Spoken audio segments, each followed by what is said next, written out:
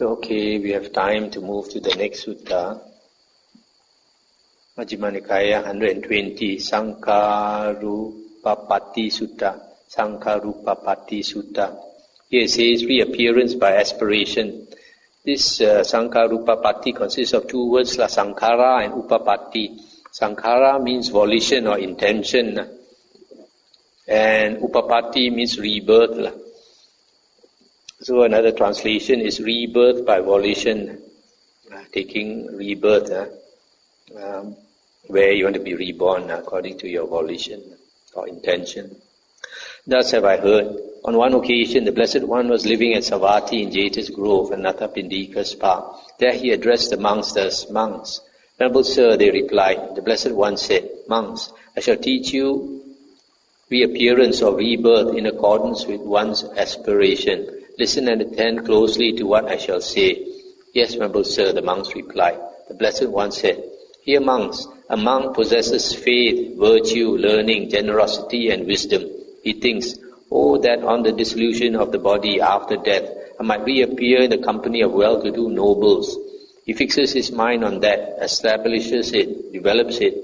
These aspirations and this abiding of his, thus developed and cultivated, lead to his reappearance or rebirth there. This, monks, is the path, the way that leads to reappearance there. Again, the monk possesses faith, etc. He thinks, oh, that on the dissolution of the body after death, might reappear in the company of well-to-do Brahmins, or in the company of well-to-do householders. He fixes his mind on that. This, monks, is the path, the way that leads to reappearance there." Stop here for a moment. Here the Buddha is talking about if someone wants to be reborn as a high caste human being. In India they have 4 castes. The first 3 are considered quite high caste. One is the nobles, a warrior caste. Second is the Brahmin caste. And the third is the merchant class. Here is his householders.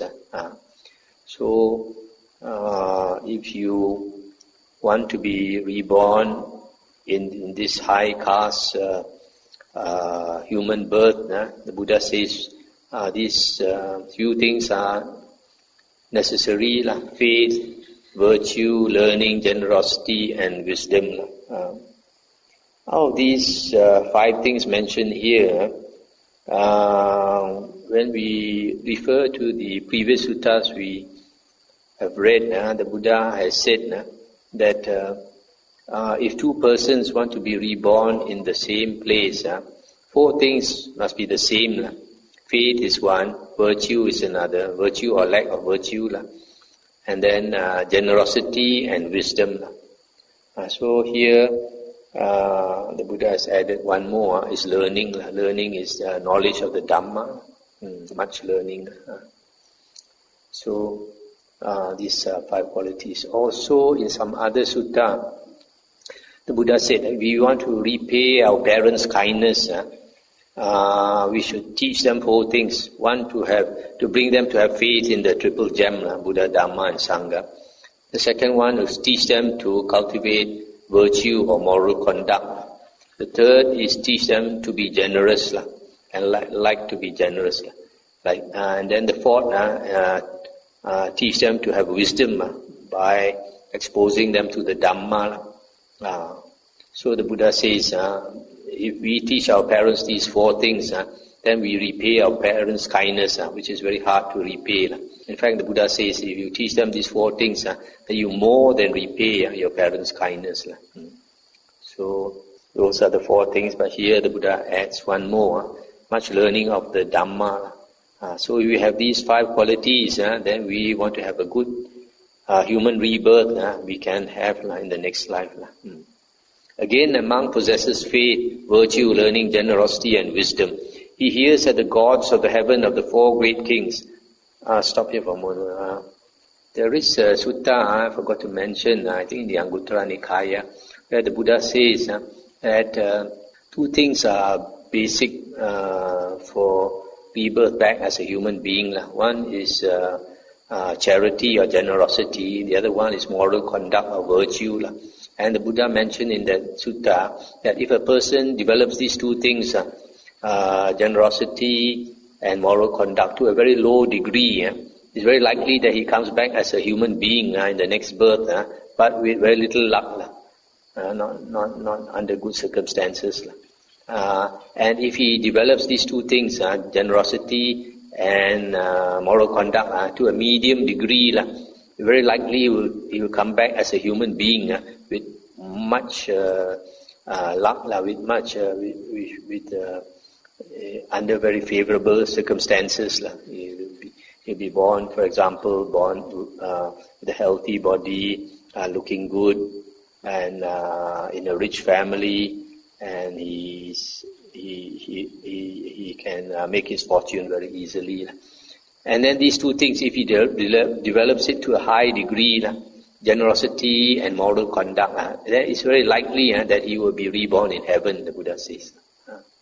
In other words, if a person does not develop generosity and this moral conduct, like a lot of humans don't do, then they have no chance of coming back as a human being or going to heaven.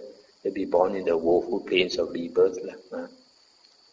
Okay, coming back to this paragraph 6. Again, the monk possesses faith, virtue, learning, generosity and wisdom. He hears that the gods of the heaven of the four great kings are long-lived, beautiful and enjoy great happiness. He thinks, oh, that on the dissolution of the body after death, I might reappear in the company of the gods of the heaven of the four great kings. He fixes his mind on that. This, monks, is the path, the way that leads to reappearance there. Again, a monk possesses faith, etc. He hears that the gods of the heaven of the 33, or the Yama gods, or the gods of the Tusita heaven, or the gods who delight in creating, or the gods who wield power over others' creations, are long-lived, beautiful, and enjoy great happiness. He thinks, oh, that on the dissolution of the body after death, I might reappear in the company of those gods. He fixes his mind on that. This, monks, is the path that leads. This is the path, the way that leads to reappearance there. So here, the Buddha is talking about taking rebirth in the sixth sensual desire realm. Every world system, there are three realms. The sensual desire realm, and then above that is the form realm, and above that is the formless realm. So in the sensual desire realm, all beings are dominated by sensual lust. So you have male and female beings. So there are 6 heavens there, and the Buddha says, if a person has these 5 qualities, and he aspires to be reborn in those heavens, he can, referring back to the last sutta I mentioned, that the person who wants to be reborn as a human or a heavenly being needs to develop this generosity and moral conduct. So if that same person wants to be reborn in the heavens, then he has to practice these two to a high degree, generosity and moral conduct. Again, a monk possesses faith, etc. He hears that the Brahma of 1,000 is long-lived, beautiful, and enjoys great happiness. Now the Brahma of 1,000 abides intent on pervading a world system of 1,000 worlds, and he abides intent on pervading the beings that have reappeared there. Just as a man with good sight might take a gall nut in his hand and review it, so the Brahma of 1,000 abides intent on pervading a world system of 1,000 worlds, and he abides intent on pervading the beings that have reappeared there. The monk thinks, oh, that on the dissolution of the body after death, I might reappear in the company of the Brahma of 1,000. He fixes his mind on that. This, monks, is the path, the way that leads to reappearance there. Again, the monk possesses faith, etc. He hears that the Brahma of 2,000, the Brahma of 3,000, the Brahma of 4,000, the Brahma of 5,000 is long-lived, beautiful, and enjoys great happiness. Now the Brahma of 5,000 abides intent on pervading a world system of 5,000 worlds, and he abides intent on pervading the beings that have reappeared there. Just as a man with good sight might take 5 gall nuts in his hand and review them, so the Brahma of 5,000 abides intent on pervading a world system of 5,000 worlds, and he abides intent on pervading the beings that have reappeared there. The monk thinks, Oh, that on the dissolution of the body after death, I might reappear in the company of the Brahma of 5,000. He fixes his mind on that. This, monks, is the path, the way that leads to reappearance there. Again, the monk possesses faith, etc. He hears that the Brahma of 10,000 is long-lived, beautiful, and enjoys great happiness. Now the Brahma of 10,000 abides intent on pervading a world system of 10,000 worlds, and he abides intent on pervading the beings that have reappeared there. Just as a fine beryl gem of purest water, 8-faceted, well-cut, lying on red brocade, glows, radiates, and shines. So the Brahma of 10,000 abides intent on pervading a world system of 10,000 worlds, and he abides intent on pervading the beings that have reappeared there. The monk thinks, oh, that on the dissolution of the body after death might reappear in the company of the Brahma of 10,000. He fixes his mind on that. This, monks, is the path, the way that leads to reappearance there. Again, the monk possesses faith, etc. He hears that the Brahma of 100,000 is long-lived, beautiful, and enjoys great happiness. Now the Brahma of 100,000 abides intent on pervading a world system of 100,000 worlds, and he abides intent on pervading the beings that have reappeared there. Just as an ornament of finest gold, very skillfully wrought in the furnace by a clever goldsmith, lying on red brocade, glows, radiates, and shines. So the Brahma of 100,000 abides intent on pervading a world system of 100,000 worlds, and he abides intent on pervading the beings that have reappeared there. The monk thinks, oh, that on the dissolution of the body after death, I might reappear in the company of the Brahma of 100,000. He fixes his mind on that. This, monks, is the path, the way that leads to reappearance there. Stop here for a moment. So here the Buddha is talking about the Brahma, the Brahma heaven. These Brahmas, they are beings in the lowest form realm. Just now I mentioned that the form realm is higher than the sensual desire realm. And generally, for a being to be reborn in the form realm, you have to attain the form or rupa jhana. You have to attain the rupa jhana, form jhana. And there are four stages, 4 levels of this jhana. First jhana, second jhana, third jhana, and fourth jhana. So Brahma is in the lowest, the first jhana. So one of the necessary conditions to be reborn as Brahma, I would assume that a person must have attained the first jhana, besides having the faith and generosity and wisdom and all that. So the other thing is, as mentioned here, these Brahmas, they are beings of light. They're just like a ball of light, like the sun. But surprisingly, the brightness is much brighter than our sun. So here it talks about world system. The Buddha says every sun is one world system. Every sun. So every sun, every star that we see in the sky, there's a possibility that there are humans there. So the thing is so far away, we still haven't found that out. So the lowest Brahma, his light is so powerful, it can shine to 1,000 stars, can pervade, can go as far as 1,000 stars, 1,000 world systems are lighted up by this Brahma of 1,000. And the most powerful is a Brahma of 100,000. This Brahma of 100,000, his light is so powerful, it can reach 100,000 world systems, 100,000 stars. So those who have brighter light, I guess when they were human beings, they developed the first jhana to a higher degree. One thing, there's one sutta, the Buddha says that these heavenly beings, their psychic powers were not obtained in heaven. The psychic powers were all obtained on the human realm. So if you want to be a deva with a lot of powerful psychic power, then you have to work very hard now as a human being. This here is where we do the work, and then you are reborn in that heaven, having all that kind of psychic power, that bright light and all that. One thing about this, here you find the Buddha talks about the Brahma, and later books they talk about the Maha Brahma, and then they talk about the ministers of Brahma. Purohita Brahma. And then they also talk about Brahma's retinue, Parisaja Brahma. But here the Buddha does not mention about these Brahmas being divided into 3 levels. The only difference is the brightness. Okay, again a monk possesses faith, etc., virtue, etc. He hears that the gods of radiance, the gods of limited radiance, the gods of immeasurable radiance, the gods of streaming radiance, the gods of glory, the gods of limited glory, the gods of immeasurable glory, the gods of refulgent glory, the gods of great fruit, the Aviha gods, the Atapa gods, the Sudasa gods, the Sudasi gods, the Akanita gods are long-lived, beautiful and enjoy great happiness.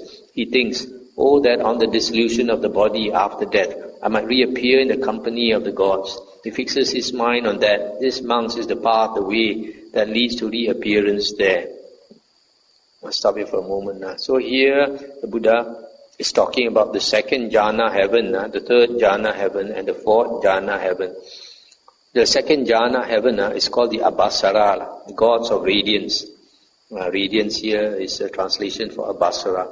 And here is mentioned that these gods of radiance, there are 3 levels. You have the limited radiance, the immeasurable radiance, and the streaming radiance. So this 2nd jhana heaven, there are 3 levels. And the 3rd jhana heaven is the gods of glory. Gods of limited, there are 3 levels. Limited glory, immeasurable glory, and refulgent glory. So the 3rd jhana heaven, there are 3 levels. And then the 4th jhana heaven begins with these gods of great fruit. It's called the Vihappala heavens, Vihappala, gods of great fruit. Then after that, there are 5, the Aviha, Atapa, Sudasa, Sudasi, and Akanita. These 5 belong to what is called the Sudavasa, pure abodes. This Sudavasa, only Anagamins are reborn there. If you are not an Anagamin, you cannot be reborn in these 5 heavens. So, that means there are not many gods there. It's hard to be reborn there. And if you are reborn there, you after that, when you pass away, there are 5. Why are there 5 levels there? Because there are some of them, they're born in the lower level of these 5. After they pass away, they go to a higher level. After they pass away, they go to a higher. So some of them, they pass to 5 heavens before they enter Nibbana. Some they pass to 4 heavens and they enter Nibbana. Some 3 heavens, some 2, some 1, and then they enter Nibbana. So these are the pure abodes that only Anagamins are reborn. And also, I like to mention here, later books, like commentaries and all that, they added this asanya satta, the beings without perception. That means they only have a body, but no perception and no consciousness. The commentaries and other books, they put them in this 4th jhana heaven. These beings, asanya satta, are mentioned by the Buddha in certain suttas. But the Buddha did not mention which level of heaven they are in. But it is possible that they might be in the 4th jhana heaven. Again, the monk possesses faith, virtue, etc. He hears that the gods of the base of infinite space, the gods of the base of infinite consciousness, the gods of the base of nothingness, the gods of the base of neither perception nor non-perception are long-lived, long-enduring, and enjoy great happiness. He thinks, oh, that on the dissolution of the body after death might reappear in the company of the gods of the base of whatever. He fixes his mind on that, establishes it and develops it. These aspirations and this abiding of his, thus developed and cultivated, lead to his reappearance there. This, monks, is the path, the way that leads to reappearance there. Stop here for a moment. So this is talking about the 4 levels of the formless realm. The formless realm, you can only be reborn there if you have attained the formless jhanas, arupas. In the suttas they are called arupas. In the Visuddhimagga they call them arupa jhanas. So So this, you have to attain this, these meditations, these arupas, where the mind opens up, becomes a boundless space, or boundless consciousness, or nothingness, or neither perception or non-perception. Then only you can be reborn there. Again, the monk possesses faith, virtue, learning, generosity, and wisdom. He thinks, oh, that by realizing for myself with direct knowledge, I might here and now enter upon and abide in the liberation by mind and liberation by wisdom that are taintless with the destruction of the taints. And by realizing for himself with direct knowledge, he here and now enters upon and abides in the liberation by mind and liberation by wisdom that are taintless with the destruction of the taints. Monks, this monk does not reappear anywhere at all. That is what the Blessed One said. The monks were satisfied and delighted in the Blessed One's words. So this last part is the monk who aspires to attain Nibbana, and then he attains liberation by mind or liberation by wisdom, and so he attains Nibbana. But here the Buddha says he does not reappear anywhere at all, because Nibbana is the state where the six consciousnesses stop. A normal living being would have these six consciousness, the eye consciousness, ear consciousness, nose, tongue, body, mind consciousness. But in the state of parinibbana, after the Arahant passes away, these six consciousness stops. And because the Arahant has finished his work. Unlike what the Mahayana books say, the Arahant has not finished his work. It is completely contradictory to the early suttas. So this sutta, the Buddha only mentions that if you have faith, learning, virtue, generosity and wisdom, you can aspire, make the wish to be reborn in all these good states. But the Buddha didn't say that there are other conditions that you must attain all these jhanas and arupa jhanas and all that, besides having these five conditions. Okay, I think we stop here for tonight.